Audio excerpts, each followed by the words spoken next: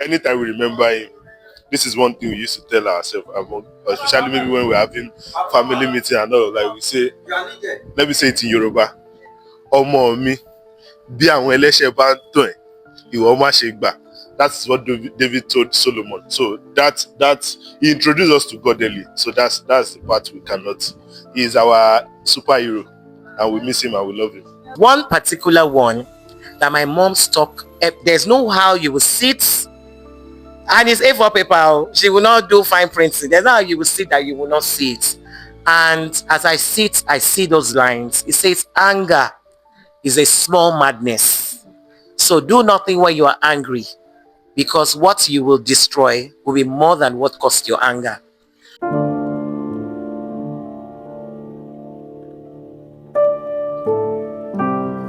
Basically, one of the things that I remember, basically, both of them will sit me down and said, young man, remember the son of whom you are. So, the family name, ensure you don't bring disrepute to it, and that stuck with me, and I think it's always at the back of my mind. That has stuck with me and it is something that I've added to my own children too. They, at least one thing, never lie to that. That stuck with me, like never lie to that. Just tell him the way it is. If you will be punished, you will be punished, but never in your life lied to him. So that's just it. My name is Taiwo Ojo, one, and I've been married for 17 years. Wow. Yeah. But a good name is better than silver and gold. Until now, I still remember that. And I also tell my daughter that as well. You don't spend all the money you have to save. Number two, I always hear my parents, especially my mom, pray in the middle of the night, praying for everyone, for us, for my dad. And I remember my dad saying that what has kept him going till now is my mom's prayers. Two things. I'll talk about one, my dad's part. My dad used to tell me a story that when he was a child, his father used to tell him that if he gets into any trouble with anyone, he should keep mute. He used to say that story, but he didn't say it as if he was trying us to keep mute. But he used to tell us that, if there was any problem, if his father comes back and they report him to his father, that there's nothing anybody wants to say, his father will not believe them against him, because he knows that they have a code of not saying anything in the midst of it. And so I kind of adopted it one way or the other, that when things are very chaotic, that's when I keep mute, because I don't want to be quoted. He said it as a story. I adopted it one way or the other. And then on my mom's side, my mom was very dramatic. If she saw something outside that she liked or resonates with her, she'll bring it home and stick it all over the house. So there was one particular one that my mom stuck. There's no how you will sit, and it's A4 paper. She will not do fine printing. There's no how you will sit that you will not see it. And as I sit, I see those lines. It says, anger is a small madness. So do nothing when you are angry, because what you will destroy will be more than what caused your anger. And so if my siblings see this, they will remember that it was stuck everywhere. Sometimes I think who had anger issue was my dad, very angry, but those things stuck with me. And so I learn not to do things when I'm angry as well, because I know that there's life after you've cooled down. The children are watching us. We should lead by example.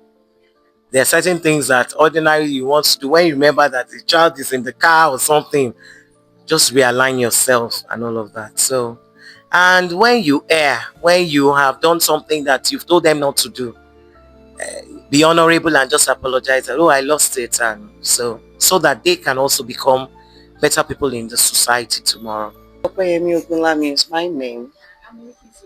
I have two adorable angels.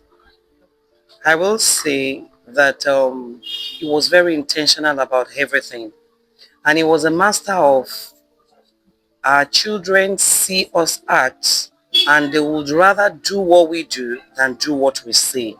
So I've been mindful of what I do when my kids are. I try my possible best to be very intentional about it. I'm not raising perfect children, right? But I'm very intentional about what they see me do. They process what they see me do much more than what they hear me say or instruct them to do. Then on my mom's part, yeah, I think she was very, very compassionate, especially when it has to do with staff. When I mean staff, not organizational staff, I mean people attached to working with the family. And I think it stuck with me, and I thank God for what he helps me to do in their space right now as it pertains to, my mom will say something that if you want to give something to someone, probably like a housekeeper or somebody, why does it come to our heart like they don't deserve to have a protein side with it? Do you understand? What you will give to your pastor's child if it comes to visit is what is also due for you to give to your housekeeper. Then, welfare generally. I think I saw them act it and I follow suit. And that's it about my mom. But okay, so for me, I will say that I'm a Christian, and I obviously will say that we should always ask for guidance, and we should not play God in the life of our children. You know, at times I even say it's not necessary for you to have the wisdom of raising a university child at elementary school. Just ask God per second for whatever it is you need per time to sustain you. So, and ask God for discerning spirit. It's not by, no, it doesn't have to be.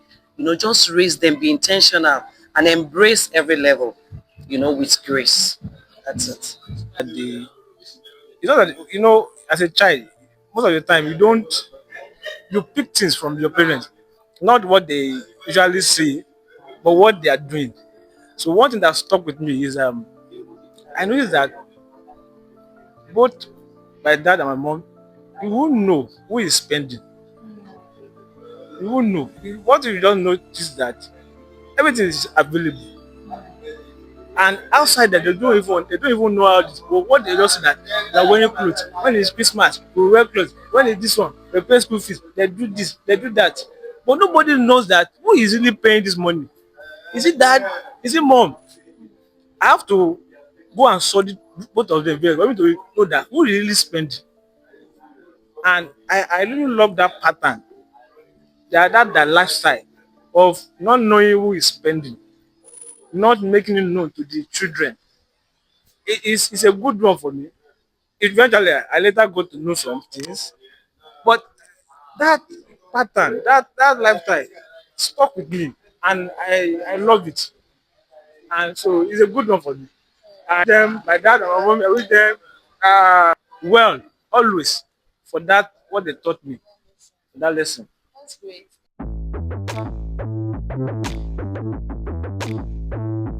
One of those things is taking responsibility. All right, taking responsibility irrespective of the situation. Okay, so just own up, you know, and to do or to say sorry. I'm sorry. Fortunately, I lost my mom January 24th this year, 2025. So painful. But I still have my dad. Shout out to him. He's been a good father. Um, I pray for long life, sound health for him, and I trust God to help him finish strong in Jesus' name. We make fun of her. He's late actually, but not like we make fun of him, but anytime we remember him, this is one thing we used to tell ourselves about, especially maybe when we're having family meeting and all. Like we say, let me say it in Yoruba. Ọmọ mi, bí àwọn ẹlẹ́ṣẹ̀ bá ń tàn ẹ́, ìwọ má ṣe gbà. That's what David told Solomon. So that he introduced us to God early. So that's the part we cannot. He is our superhero, and we miss him and we love him. Mm-hmm. So what one other thing you watch into that you took and say, I'm going to watch it? Okay, my dad happened to be is a building engineer. He has his own properties. They build houses for people. So his own property is more like a charity home. Because if my dad should see you on the road and preach to you and you tell him you don't have where to stay, we just give you one room. You can't stay in that room, and so it's a wonderful experience. Shout out to daddy. Thank you. Growing up, my mom bought this frame that had a picture of a woman, and they highlighted the characteristics of a virtuous woman, how entrepreneurial she was, how her children honored her husband was in love with her, was blessed by her, and so many other things, her characteristics. And I saw this growing up. I grew up with that frame in our house, and I told myself that I'm going to be that virtuous woman. Again, another thing I remember my parents did was there was this sticker they brought to the house, and they put it in our room. This too shall pass. So no matter what challenges, no matter what you are facing, if you are in a crisis, in a chaos, me remembering that sticker, this too shall pass, it's not going to last forever, made me to keep going. Even while I was in school, I was facing a lot of challenges and all. I would remember this too shall pass.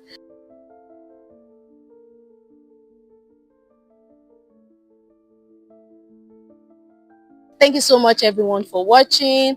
Don't forget to like, comment and subscribe to this channel.